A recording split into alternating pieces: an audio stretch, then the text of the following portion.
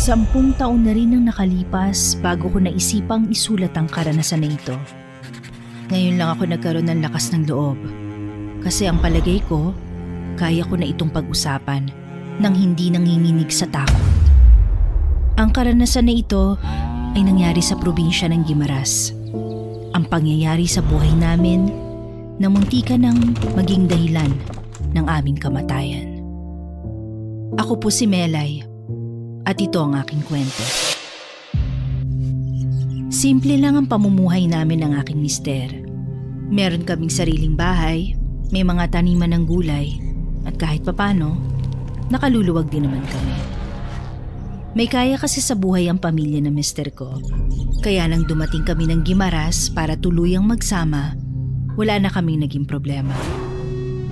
Nang mabuntis niya ako, dito na kami nakaisip na magnegosyo.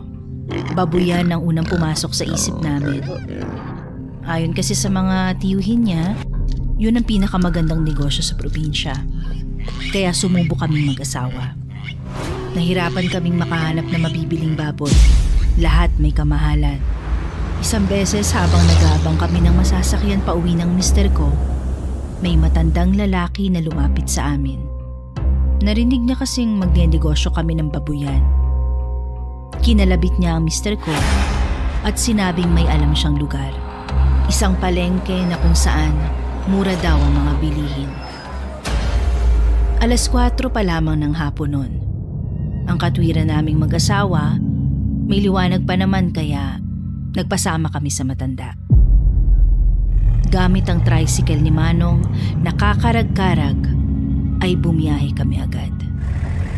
Wala na kaming makitang kabahayan sa dinadaanan namin. Puro talahib o kaya naman mga nagtataas ang puno. Lubak din ang daan kaya umabot kami na mahigit 1 oras. Yung matanda naman nagmamaneho, hindi kami kinikibo. Tinatanong namin siya kung tama ba ang dinadaanan namin, pero hindi man lang siya tumingin sa amin. Kinabahan na ako nung oras na yun. Pero nakahinga lang ako ng maluwag nang makita na ang sinasabi ng matanda. Isang malawak na palengke. Nasa lapag lang ang mga paninda. Puro karne. Pero wala kaming makitang isda, gulay o prutas. Pinarada saglit ang tricycle. Habang naglalakad kami, lahat ng mga nagtitinda ay nakatingin sa amin. Partikular sa akin. Direkta sa tiyan ko. Nakaramdam na ako ng pagkailang nung mga sandaling yun. Pero dahil gusto ko na ring makabili ng baboy o biik, pinilit kong hindi sila pansinin. Kahit na para bang nanlilisik ang mga mata nilang nakatingin sa akin. Mga ilang minutong lakad lang, nakarating na kami sa isang bahay. Mula sa labas ng bakuran, naririnig na namin ang mga baboy sa likuran ng bahay na bato. Nagpaalam sa amin ng matandang lalaki. Ang sabi niya ay kakausapin niya ang may-ari ng mga baboy, kaya naghintay na lang muna kami ng mister ko. Hindi nagtagal, may isang lalaki naman ang lumabas. Sa palagay ko noon, kasing edad lang din namin siya. Medyo bata pa. Pinapasok niya kami sa bakuran nila. Sandali niya kaming kinausap tungkol sa presyo. Kalaunan ay nagkasundo na rin naman sila ng mister ko. Di hamak kasi na mas mura yun kesa sa mga nauna naming napagtanungan. Biik ang binili namin pero medyo mabigat na. Problema namin kung paano siya iuuwi. Pero ang sabi ng lalaki sa amin, ipasok lang sa isa pang tricycle na medyo mukhang maayos. Nagtataka nga kami ng asawa ko noon kung bakit parang hindi pumapalag ang biik, hindi rin nag-iingay, hindi naglilikot. Basta para siyang bata na pinagsabihan kaya hindi man lang nagkukulit. Nung una, akala namin matamlay.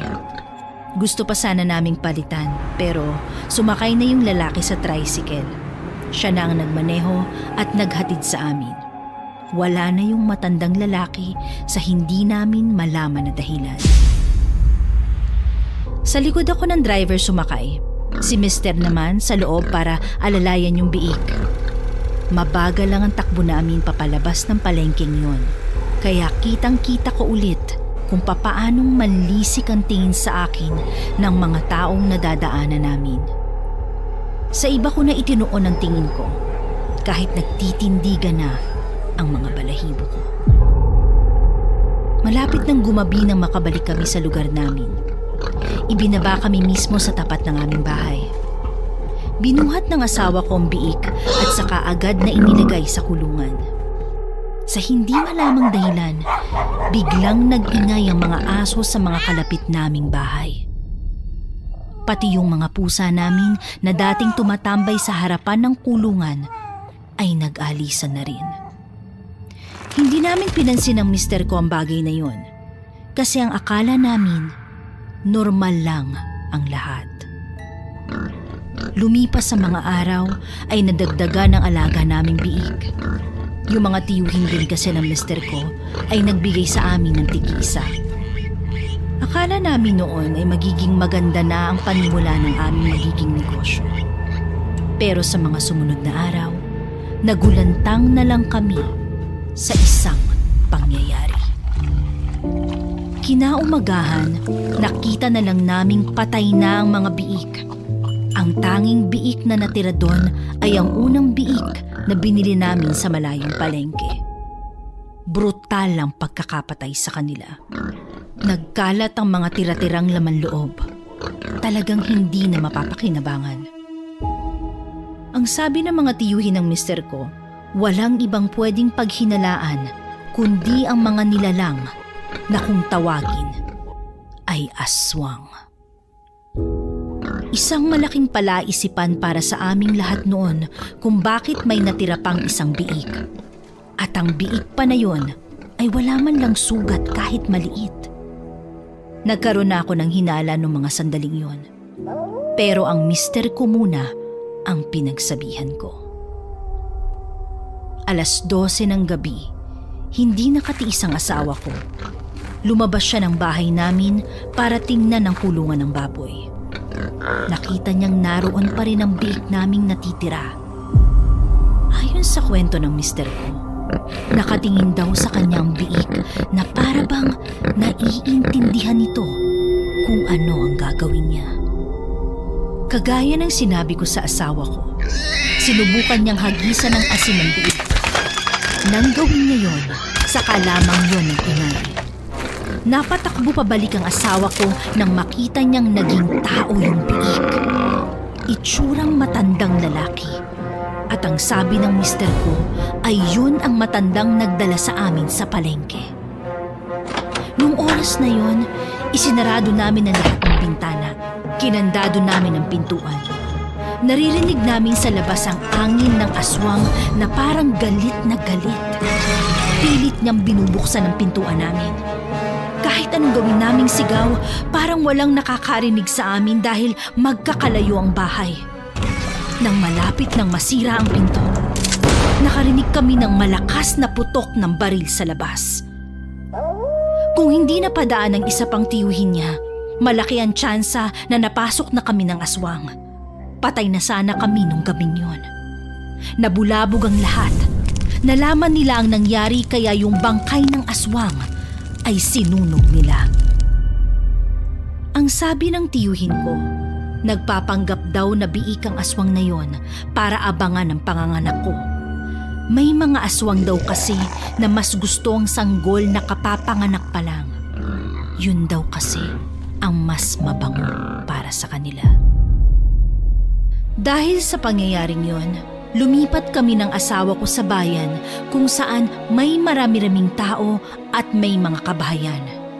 Pinaubayan na namin sa mga tiyuhin niya ang pagtugis sa mga aswang. Ang huling balita namin sa kanila, wala na raw silang inabutang aswang sa palengke na sinasabi namin. Hinala namin ng asawa ko ay nakatunog na ang mga nilalang na yun.